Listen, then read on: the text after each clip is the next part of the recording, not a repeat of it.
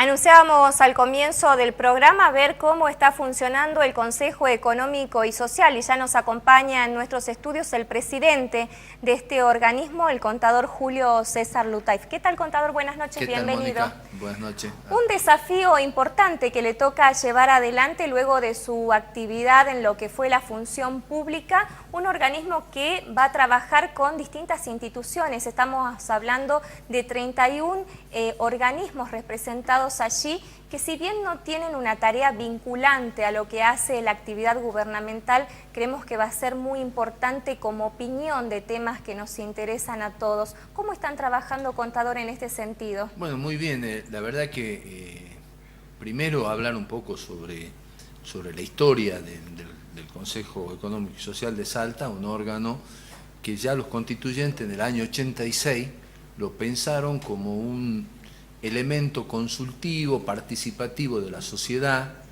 con rango constitucional. Por eso pusieron en un artículo de la Constitución que la legislatura debía sancionar una ley de creación del Consejo Económico y Social, estableciendo su mecanismo de funcionamiento. Estamos hablando del año 86, reforma de la Constitución, año 2013, se sanciona por fin la ley que crea el Consejo Económico y Social, y la verdad un reconocimiento a la legislatura, porque siempre se pensó de que el Consejo Económico y Social iba a ser una suerte de competencia con el Poder Legislativo en términos de sus facultades, y nada más equivocado o erróneo, porque la sociedad está representada en la legislatura a través de los partidos políticos, por quienes son diputados y senadores, que son los que la gente elige. Y en este sentido, contador, ¿por qué se presenta primero el proyecto de tierras públicas dentro del Consejo Económico y Social? Bueno, justamente el Consejo Económico y Social tiene por finalidad ser un órgano consultivo de los poderes públicos. Cuando se habla de los poderes públicos, se habla del Poder Ejecutivo, del Legislativo y eventualmente del Poder Judicial también. La ley de tierras públicas es una ley, obviamente, que genera división de opiniones, porque es un tema, primero, también es de rango constitucional. Quiero decirle de que... El Consejo Económico y Social. Y la ley de tierras públicas. La ley de tierras públicas es una ley que la legislatura y los poderes públicos se lo debemos al pueblo de Salta. Todavía no ha sido sancionada, de manera que también es una deuda pendiente. Si usted lee la Constitución, no me acuerdo si el artículo 127 o por ahí, dice sancionar una ley de tierras públicas. Muchas cosas que pasaron en Salta con las tierras públicas, a lo mejor tuvieron que ver con que no había una ley regulatoria de cómo manejar las tierras públicas de la provincia. Porque acá se vendieron tierras, se compraron tierras, se utilizaron tierras públicas a los fines de construcción de vivienda, etcétera, pero sin un marco legal y en la mayoría de los casos sin pasar... Hay mucha cesión de tierras sin marco legal. Claro, y sin pasar por la legislatura.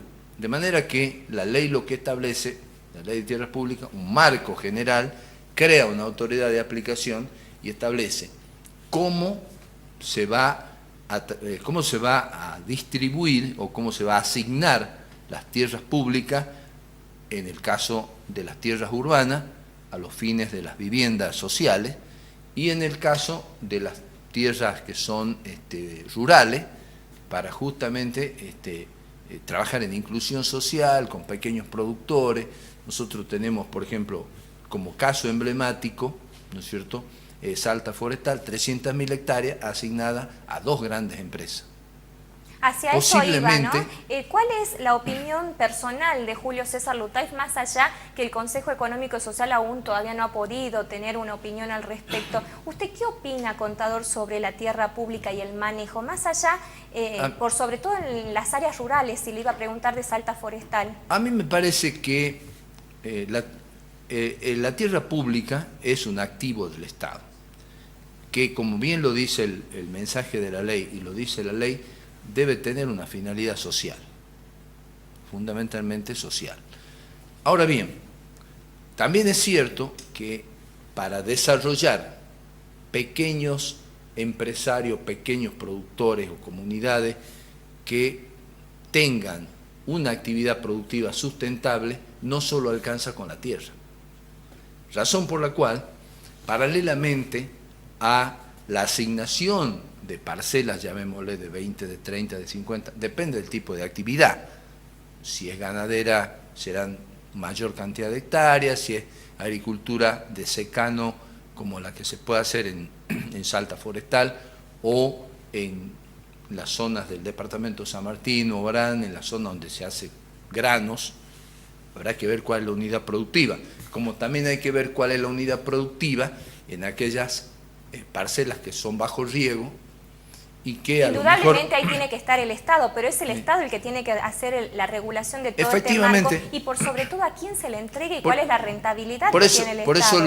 Por eso lo que yo digo es que la ley de tierras públicas lo que tiene que hacer es regular cómo la tierra pública cumple una finalidad social para que una familia, eventualmente lo que nosotros llamamos agricultura familiar o pequeños productores, pueda tener una rentabilidad que le permita sustentabilidad en el tiempo. Entonces, lo cual no significa enriquecimiento. Lo cual no, a lo mejor es inclusión para vivir relativamente bien, poder educar a sus hijos, tener acceso a educación, a salud, con los recursos que le puede dar esa unidad productiva, que es la que habrá que discutir ya en otra etapa, cuál es. Sobre algunas tierras que ya entregó el Estado hubo un cuestionamiento por parte de algunos legisladores precisamente sobre Salta Forestal. Ahora que usted está dentro del Consejo Económico y Social y tratando este tema puntual, ¿cuál es su opinión sobre Salta Forestal precisamente? Mire, Salta Forestal fue concesionada en un momento muy especial de la Argentina, ¿no es cierto? Sinceramente, si me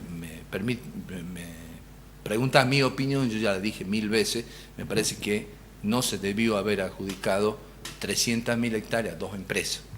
Me parece que eso, y más en la forma que se hizo, sin cobrarle canon, o sea, en forma gratuita, con la inversión hecha por la empresa, obviamente. Si a mí me dan tierra para que yo gratis la pueda utilizar, lo menos que puedo hacer es desmontar, aprovecharla al extremo, ¿no es cierto?, a costa del patrimonio de la gente. Por eso a mí me pareció bien cuando la legislatura hace 2 o 3 años sancionó una ley que establece que hay que pagar un canon, ¿no es cierto?, porque no puede ser gratis, posiblemente pueda ser gratis para la agricultura familiar, para pequeños productores, pero no puede ser gratis para grandes empresas. De hecho, bueno, hay una que está judicializada y otra que está pagando. Lo que yo quiero decir es que a partir de la sanción de la ley, crea una autoridad de aplicación que tiene que poner la lupa y mirar bien qué es lo que se va a hacer en el futuro con las tierras públicas de la provincia, que Salta es una de las provincias que mayor cantidad de hectáreas del Estado tiene. ¿Qué pasa con aquellas tierras que pertenecen al ejido municipal? Por ejemplo, en lo que es el Cerro San Bernardo. Ahora podemos observar, si usted ingresa o sale de Salta, que hay maquinarias entrando directamente al cerro, haciendo una ruta. Aparentemente allí se haría un country, o sea que el cerro va a pasar a ser propiedad privada. ¿Esto cómo la ley podría regular esto? Digamos, a ver, yo no sé si la tierra donde se está por hacer ese emprendimiento, obviamente es una tierra privada, ¿no es cierto? Ahora, a lo mejor pasa por tierras públicas para hacer el camino, por eso digo, pero eso ya es más bien una tarea del Poder Ejecutivo, ¿no es cierto? Lo que la ley es, crea un marco general de protección y regulación de los mecanismos de asignación de tierras públicas. ¿Y cuál es el concepto en virtud del porcentaje de tierras que deben adquirir los extranjeros? No, eso no está regulado en la ley, porque eso lo regula una ley nacional. Así es. ¿En Salta se está cumpliendo? Sí es la autoridad de aplicación de la ley, es también una autoridad que va a controlar la correcta el correcto cumplimiento en la provincia. O sea que la ley sí va a dar facultades a la provincia para hacerlo. Exactamente, porque la ley le da facultades a las provincias. Lo que pasa es que esta autoridad de aplicación que va a crear la ley de tierras públicas es la que se va a ocupar de estos temas. Y después tiene un tema que es opinable, que por ahí va a ser el más ríspido en la discusión, por ahí hasta, yo diría, el más complejo, que tiene que ver con un capítulo que tiene la ley vinculada a la resolución de conflictos entre privados. Por ejemplo, nosotros sabemos que hay zonas de la provincia, especialmente lo que es el Chaco salteño, donde inscripto en inmueble, el dominio está a nombre de NN o de A, por darle un nombre, y resulta que adentro de ese predio, que pueden ser 10.000, 20.000, 30.000, hay pastajeros, hay pueblos originarios, hay arrendatarios, hay poseedores, ¿no es cierto? Bueno, la ley establece un mecanismo de solución de esos conflictos, que es justamente un tema que es discutido, es opinable, si eso tiene rango constitucional, si puede ser tildado de inconstitucional. Lo que se busca, y a mí me parece que con buen criterio, es que a través del mecanismo de mediación, vamos a suponer, yo soy dueño de 10.000 hectáreas, y dentro de mi campo tengo una familia... Poder solucionar el conflicto y no judicializarlo. Exactamente, tengo una familia que está hace, qué sé yo, 20, 30 o no sé cuántos años, que ya se murió el abuelo, quedaron los hijos, los nietos. Entonces yo puedo sentarme con un mediador y decir, ponerme de acuerdo. Bueno, mira, de las cuántas hectáreas, vos tenés 500, 600, me está ocupando, porque generalmente es ganadería, bueno, y quedan los animales sueltos, no tienen ni alambrado. Entonces decirle, bueno, mira, con 300 hectáreas, bueno, si yo te la alambro, estamos de acuerdo, bueno, vamos a mediación, firmamos, hacemos un plano de subdivisión y se escritura, digamos, sin intervención, con intervención de la justicia en términos de que bueno, hecha la mediación, eso se homologa judicialmente. Contador, y se lo saco del tema de las tierras públicas muy brevemente.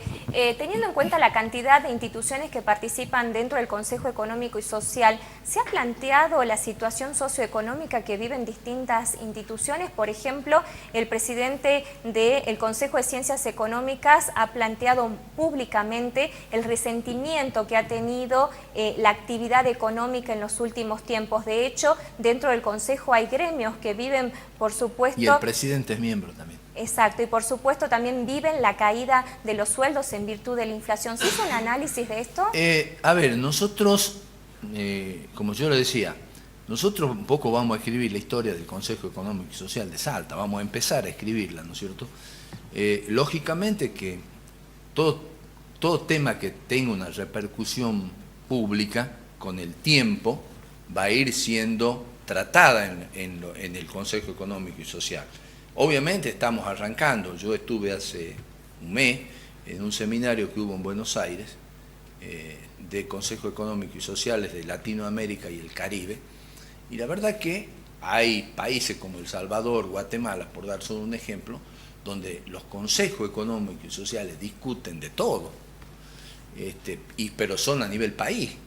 Nosotros, fíjese, tenemos 3 provincias y la capital federal, entre las cuales está Salta, Chaco, Tierra del Fuego, y la capital federal, que la tomo, o la ciudad, la tomo como si fuese una provincia. Y después hay 4 en municipios que están funcionando, o sea que en la Argentina hay 8.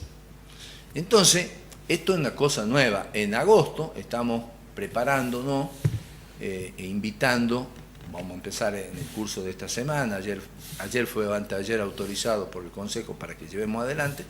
Queremos hacer unas jornadas en Salta de Consejo Económico y Social, justamente para darle visibilidad y para que empecemos todos a entender de que esto puede ser una caja de resonancia que no compita, sino que sirva como un complemento de la discusión política y de las políticas públicas que se dan en la legislatura, que se dan en el Poder Ejecutivo y eventualmente en la justicia. Aprovecho su visita, contador, para hablar un tema netamente partidario, como es el del Partido Renovador de Salta.